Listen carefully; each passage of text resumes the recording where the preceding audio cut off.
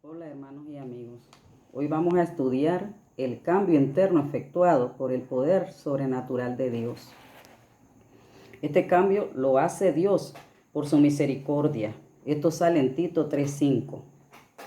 Así dice la palabra, nos salvó no por obra de justicia que nosotros hubiéramos hecho, sino por su misericordia, por el levantamiento de la regeneración y por la renovación en el Espíritu Santo.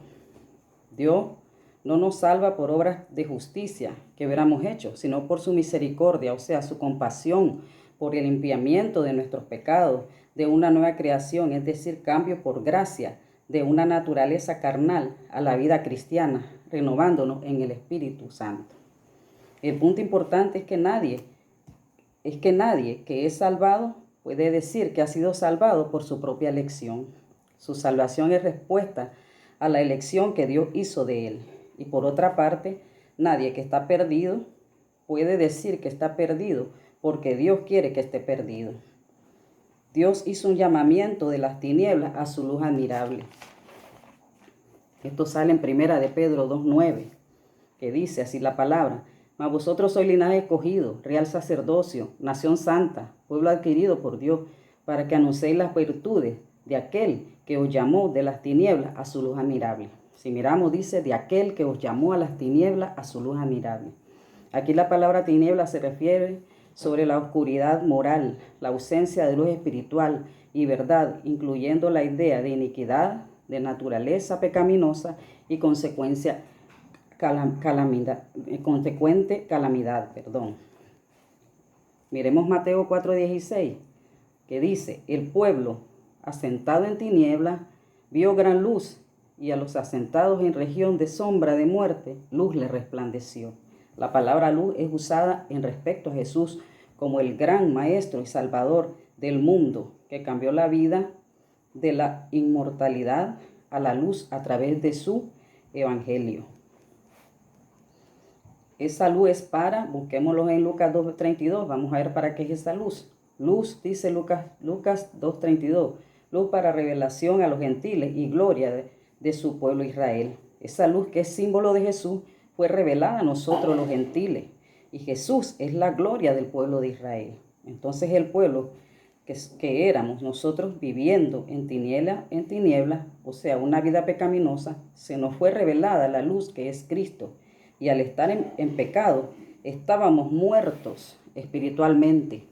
La luz que es Jesús nos resplandeció y nos iluminó. Por lo tanto, ya no estamos en tinieblas, porque nuestro Padre Celestial nos llamó de las tinieblas a su luz admirable, que es su Hijo Jesús, y por lo tanto ahora somos real sacerdocio, nación santa, pueblo adquirido por Dios, no porque lo hayamos ganado, sino por su misericordia. Dios cambia nuestro corazón. Él es el único que puede hacerlo. En Ezequiel 11:19-20, es Dios Jehová el que está hablando aquí. Y les daré un corazón y un espíritu nuevo pondré dentro de ellos, y quitaré el corazón de piedra de en medio de su carne, y les daré un corazón de carne. Para que anden en mis ordenanzas y guarden mis decretos y los cumplan, y me sean por pueblo, y yo sea a ellos por Dios. Los que experimentamos este cambio, de corazón de piedra a corazón de carne, ¿verdad? Dicho cambio, al hacer ese cambio, somos llamados nuevas criaturas. Al experimentar ese cambio, somos llamados nuevas criaturas. Segunda de Corintios 5:17. De modo que si alguno está en Cristo, nueva criatura es, las cosas viejas pasaron. He aquí, todas son hechas nuevas, dice la palabra, ¿verdad? La nueva criatura la va formando Dios a través del Espíritu Santo. Y como este cambio es producido por un poder de lo alto, el cual es la fuente de la nueva vida, dicho cambio es irresistible y permanente. El cambio de nuestra alma es algo efectuado en nosotros y no una obra realizada por nosotros. O sea, el cambio es efectuado por Dios en nosotros y no que nosotros hayamos hecho ese cambio. Es un cambio instantáneo de muerte espiritual a la vida espiritual. En el momento en que ocurre este cambio, el alma está tan pasiva como estaba Lázaro al ser llamado nuevamente a la vida por Jesús, ¿verdad? Estábamos tan pasivos así como Lázaro, y así nos llamó el Señor, el Padre Celestial, ¿verdad? Como Jesús llamó a Lázaro. Así estábamos nosotros, como Lázaro, muertos en nuestros delitos y pecados. Eso sale en Efesios 2:1. Y dice así la palabra: y Él os dio vida a vosotros cuando estábamos muertos en vuestros delitos y pecados. Después dice en Efesios 2:4-6, pero Dios, que es rico en misericordia, por su gran amor con que nos amó, y aun estando nosotros muertos en pecados, nos dio vida juntamente con Cristo. Por gracia sois salvos. Y juntamente con Él nos resucitó, y asimismo nos hizo sentar en lugares celestiales con Cristo Jesús. Dios, por su amor y su misericordia, nos resucitó juntamente con Jesús, aun estando muertos en pecado. Nos llamó como Jesús llamó a Lázaro. Este acto que hizo Jesús con Lázaro fue un acto profético que se cumpliría en el futuro en nuestras vidas, ¿verdad? Jesús llamó a Lázaro de muerte a vida. Así nos llamó también a nosotros cuando estábamos muertos en nuestros delitos y pecados a vida.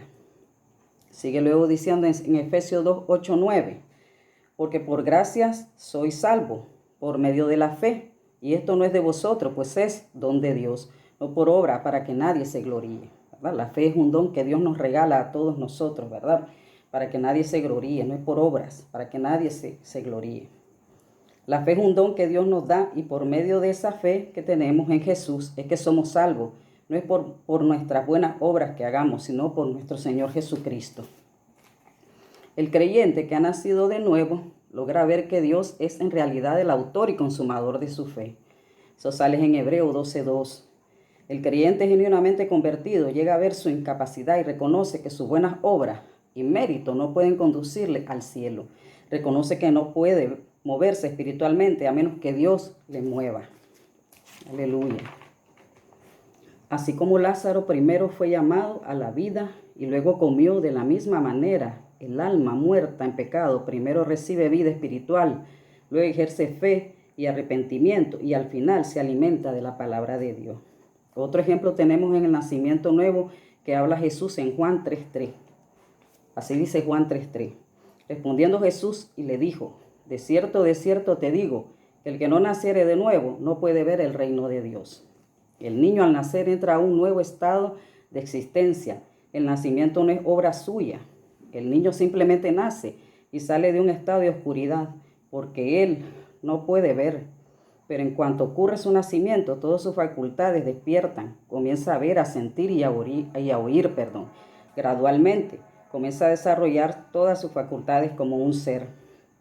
Las Escrituras enseñan que así sucede al nacer de nuevo, que habla Jesús. El alma entra a un estado introducida a un nuevo mundo, una nueva clase de objetos antes de conocidos o desapercibidos les son revelados, ¿verdad? Son a través del Espíritu Santo todo eso, ¿verdad? Nos es revelado a través del Espíritu Santo al nacer de nuevo, los cuales ejercen sobre ella sus influencias apropiadas. Es un cambio radical de carácter. Es hacer el árbol bueno a fin de que sus frutos sean buenos. Aquí habla de los frutos del Espíritu Santo, ¿verdad? Antes hacíamos las obras de la carne, ¿verdad? Le dábamos gusto a la carne, todo lo que le gustábamos hacíamos. Pero ahora con nuestro nuevo nacimiento, ¿verdad? Que el Señor nos llamó, ¿verdad? Nos llamó como llamó a Lázaro, ¿verdad? Y nacimos de nuevo, ¿verdad? Como un niño. Hacemos los frutos del Espíritu Santo. Eso sale en Gálatas 5:22. Estos son los frutos. Mas el fruto del Espíritu es amor, gozo, paz, paciencia, benignidad, bondad, fe, mansedumbre, templanza. Contra tales cosas no hay ley. Como resultado de dicho cambio, la persona pasa de un estado de incredulidad a uno de fe salvadora. Y como nada aportamos a nuestro nacimiento, ¿verdad?, físico, sino que lo recibimos como un don soberano de Dios, de la misma manera nada aportamos a nuestro nacimiento espiritual, sino que lo recibimos como un don de Dios. Las Escrituras enseñan que el requisito para entrar al reino de Dios es una transformación radical, obrada por el mismo Espíritu Santo de Dios. Dios puede cambiar a un hombre malo y hacerlo bueno, porque para Él nada es imposible. Así como el ojo físico, que ha quedado ciego, no se le puede restaurar la vista. No importa la cantidad e intensidad de luz que se le arroje sobre él. Del mismo modo, el alma muerta en pecado no puede obtener visión espiritual. No importa la cantidad de evangelios que se le predique, Por eso a veces hasta nos enojamos, a veces, ¿verdad? Nos frustramos, perdón. Cuando le predicamos a una persona, ¿verdad? Y no vemos ningún cambio, no vemos que no se convierte a Jesús, ¿verdad? Pero no es por nuestra propia fuerza, es el Señor. Cuando el Señor le hace el llamado, ¿verdad? Cuando lo llama y sale de esa cueva como Lázaro, ¿verdad? Allí es donde hay el cambio que Dios hace sobrenatural interno en su vida, ¿verdad? No somos nosotros los que tenemos que hacer ese cambio, ¿verdad? Así que hay que orar por ellos para que Dios los cambie. Al menos que el bisturí, ¿verdad? Del cirujano de cirujanos, que es el Todopoderoso, haga un milagro para que esa alma pueda ver.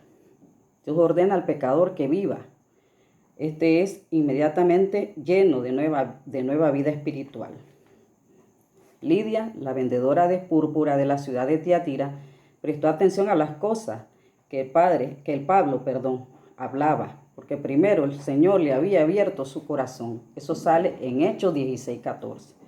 Y así dice: entonces una mujer llamada Lidia, verdadera vendedora de púrpura de la ciudad de Tiatira, que adoraba a Dios, estaba oyendo el Señor abrió el corazón de ella para que estuviese atenta a lo que Pablo decía. Ya vemos que es el Señor el que abre el corazón, ¿verdad?, de la persona para que él escuche la palabra de Dios y le entre, ¿verdad? Y sea sembrada la semilla de la palabra de Dios. Es Señor, ¿verdad? Nosotros somos instrumentos de Dios nada más. Él es el que hace toda la obra, el Señor, ¿verdad? Él es el que hace el cambio en nuestros corazones, ¿verdad? A nosotros, ¿qué nos compete a nosotros? Orar para que esa persona, ¿verdad?, Dios la llame de muerte a vida, para que nazca de nuevo, ¿verdad?, y sea sembrada la palabra de Dios en su vida. Sean abiertos sus ojos, ¿verdad?, y su boca, Señor, y su oído para escuchar y entender los misterios del reino de los cielos. Porque el Señor eso nos enseña, ¿verdad? Para entrar al reino de los cielos hay que nacer de nuevo. ¿Y cómo nacemos de nuevo? Así, cuando Dios nos llama.